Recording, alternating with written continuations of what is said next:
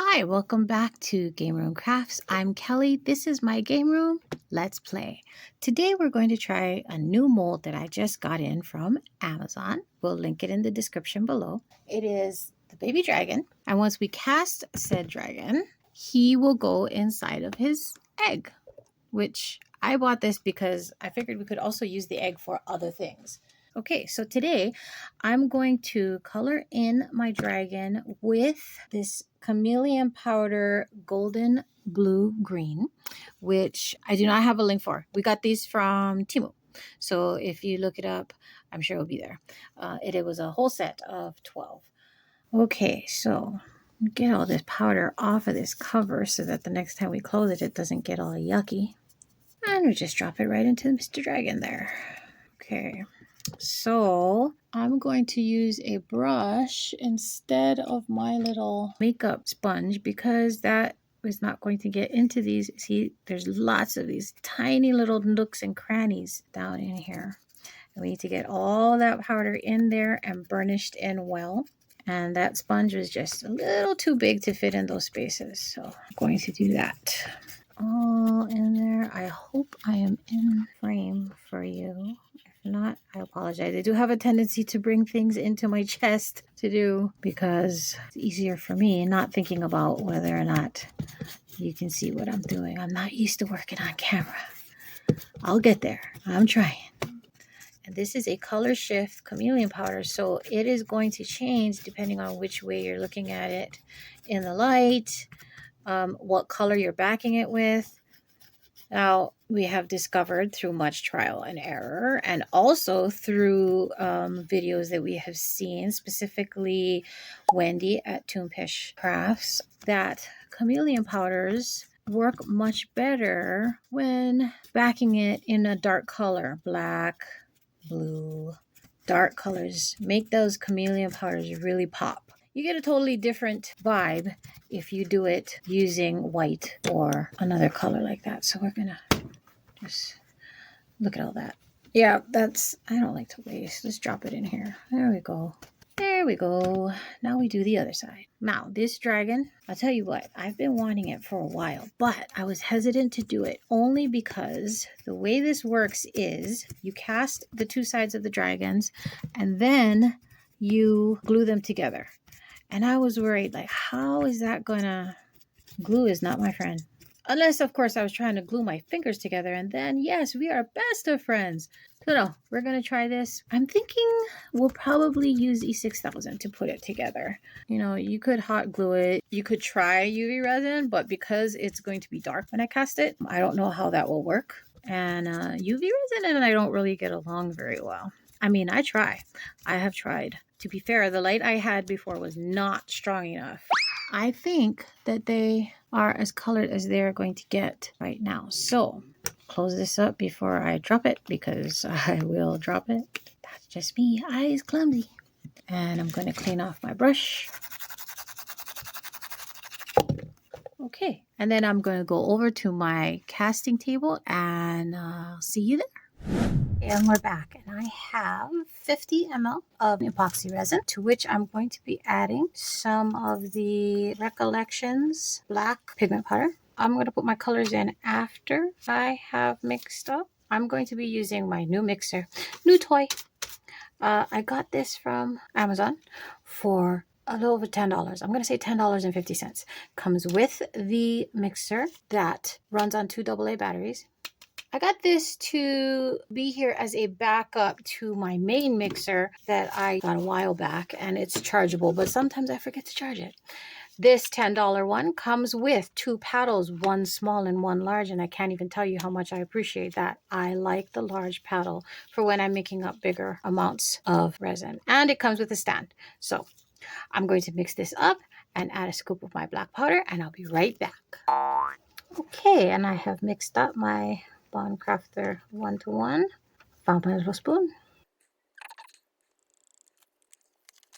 And I close it up because I am the world's clumsiest person. And we mix it in. I forgot to mention that my little $10 mixer with 2 paddles and a stand also comes with this mixing cup, which I really like because the numbers are on the outside. There are no ridges on the inside whatsoever. And for those of you who have done resin and know, these silicone mixing cups usually have the markings on the inside, and there's nothing in this one. So it's a smooth mix. I like it. It also comes with a small square silicone mat that you can cast on or put your tools on that will keep your workspace cleaner, which I mean, I like the silicone mats, but when I cast, I recently started using parchment paper because it makes it easier to move the molds once they're full without having to worry about spilling. Because silicone sticks to silicone, you tend to get that little drag when you try to move it. So since I started using the parchment paper, it's easier to move. It's also easier to keep clean. Just wipe it down with a little swipe of alcohol, which I mean, you can do that with your silicone mats also, but as you saw from my mat before, it's not pretty. Of course, that's after like a year of use, where even though I did wipe it, sometimes you forget. Sometimes things spill over when you're not looking, and then they stick. So for me, it's just easier to put down a little piece of parchment paper or construction paper, although, get the giant roll of parchment paper. I'm assuming butcher paper or something like that would be the same way, because I've used construction paper and that works. Okay, so make sure you got all your powder mixed in. I have a feeling I made a little too much here, but we shall see.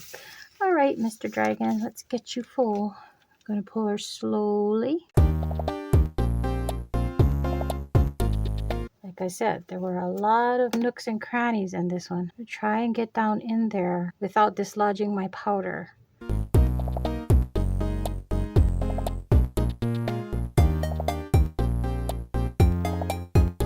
And there will be bubbles because I'm telling you right now, there are a lot of scales in Mr. Dragon.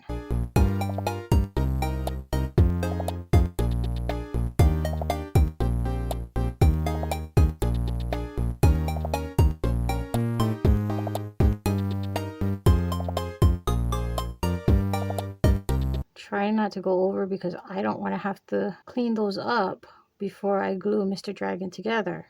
I was watching the video that they had with the mold on Amazon, and they just used hot glue. The interesting part is they also used hot glue on the egg when they put the dragon in, and I'm guessing it's because they don't want him moving. Oh, we got some bubbles, and because he's domed, because I'm a little bit of an idiot, I cannot use my alcohol.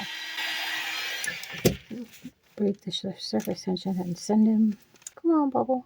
Go away. There we go. I have a feeling I overfilled him by just a tad, but we shall see. Okay, I have a bunch, and I mean a bunch of leftover black resin. So what shall I do? Well, I think I'll just put it in my scraps mold because I don't have anything right now that I really want to do it in. Let's see, what do we want? We want circles.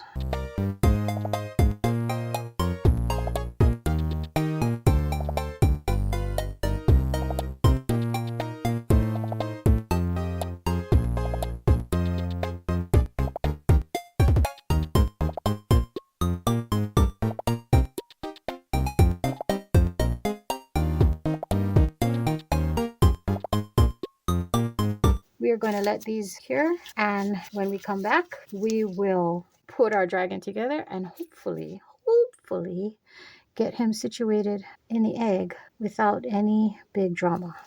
Who knows? I might need the kids' help on this one. All right, we'll see you soon. Bye. Hi, welcome back. As you can see, our baby dragon is put together. He's not the greatest, but he is just our first experiment, so we will go with that.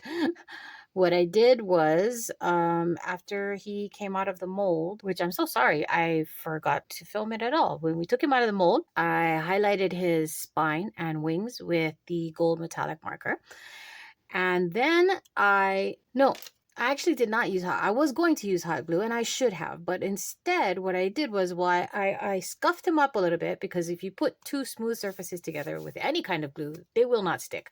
So what I did was I took the sandpaper, that's it, and I sanded it just a little bit to give it a rough surface. And then I used my clear Gorilla Glue, and a clamp, and I stuck them together overnight. And this is the final result. And he's adorable, and he doesn't sit up.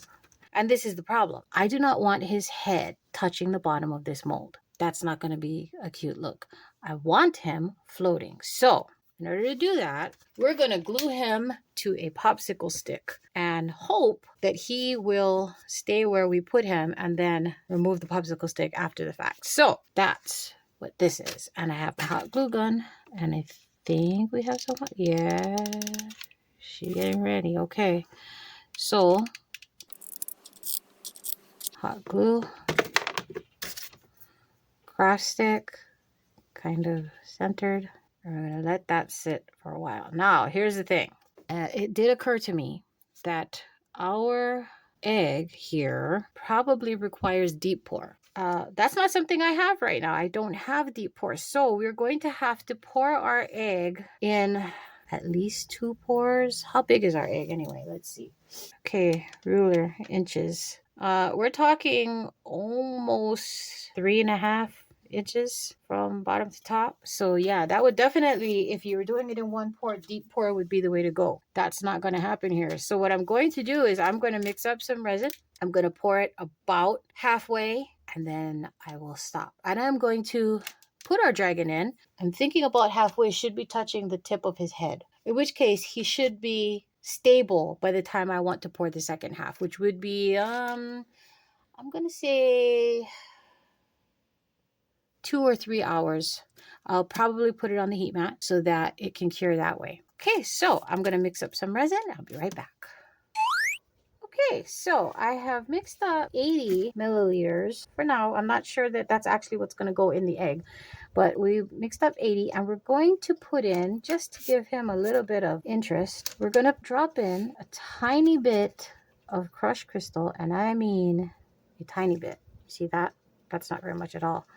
But what happens is the more you mix crushed crystal, the more it breaks up and the shinier it gets. So we're putting a tiny bit of crushed crystal in, and that is the Unicorn Art Crushed Crystal Magic Mica. I'm also putting in a literal smidgen, see that? My measuring spoon says smidgen of extra fine gold glitter. That actually might have been too much, considering what we want it for.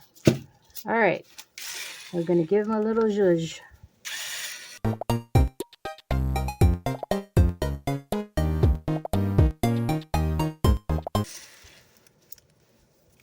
And because it is an egg and I don't want it all dropping down to the bottom, I'm going to put 1 drop of clear Elmer's glue.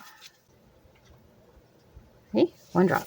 That will give us the viscosity for that crushed crystal and glitter to just hover magically. And everybody knows this trick thanks to Daniel Cooper and his mad scientist experiments. Okay. I wasn't thinking. Usually I don't use my paddle with my glue. I don't like it. It gets gloopy. The clean off is not as easy. And this is how I clean off my paddles. Take a paper towel. Spritz it with isopropyl alcohol. You just wipe it down. And then it's ready for the next time I need to use it.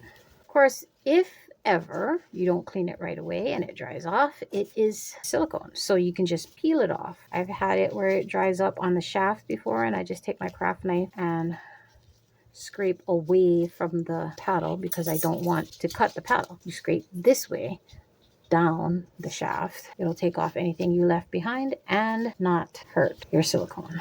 Okay, so that's ready for the next time I need to use it.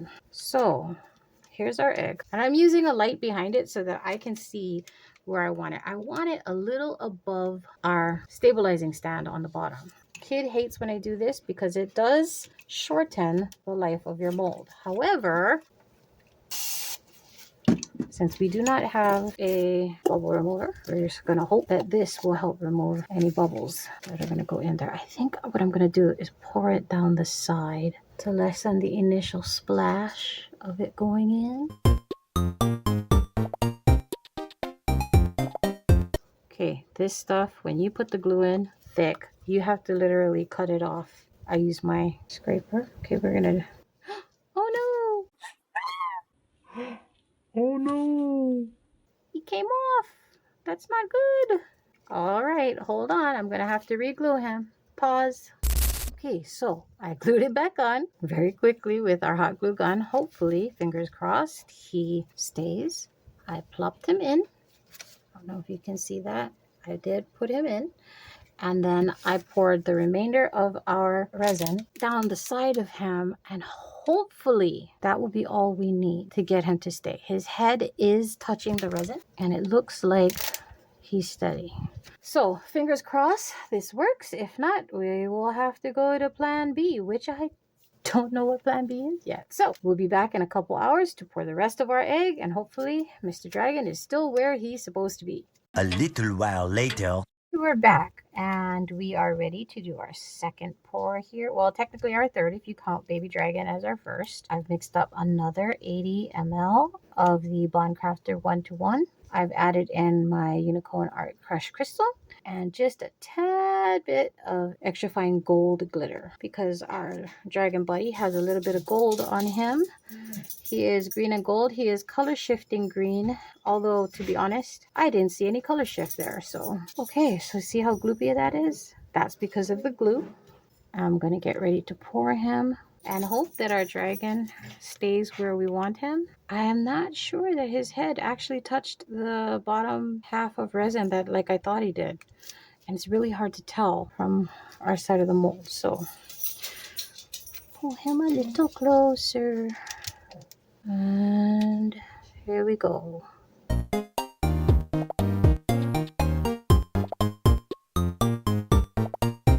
I'm not actually trying to fill him all the way up because what I would like to do is at the end, once we remove our popsicle stick, I would like to add, I'm thinking maybe rocks or something, although the kid says, yeah, that's not how eggs work. She's right. That's not how eggs work.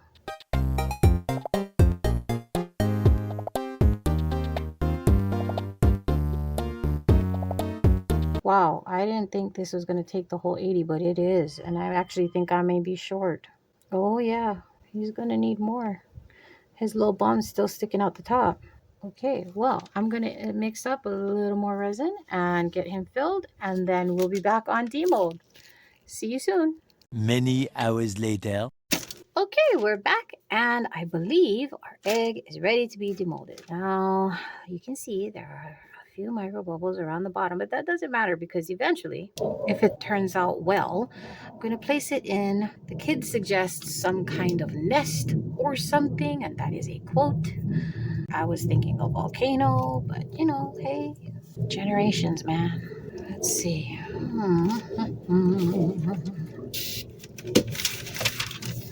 See if we can get some of that alcohol down in there and make it easier to roll around. Break that suction.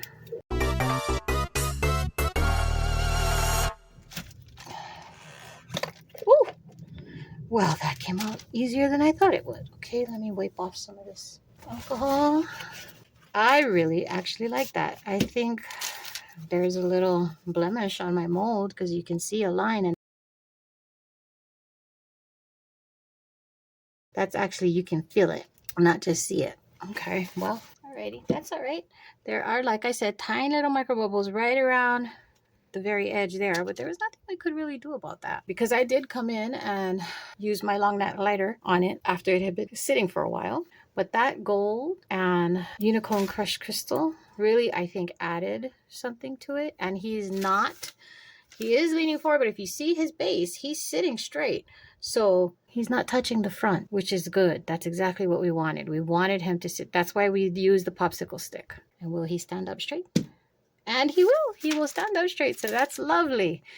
Now all we have to do is figure out how we're going to put him in a base of some sort. There will be some debate in my household as to whether he gets a nest or he gets placed in some kind of crater. I'm thinking she's probably right, and a nest was probably a better idea. And I had a little bit of extra resin after the last pour. So all I did was I added some peacock blue alcohol ink to the leftover resin.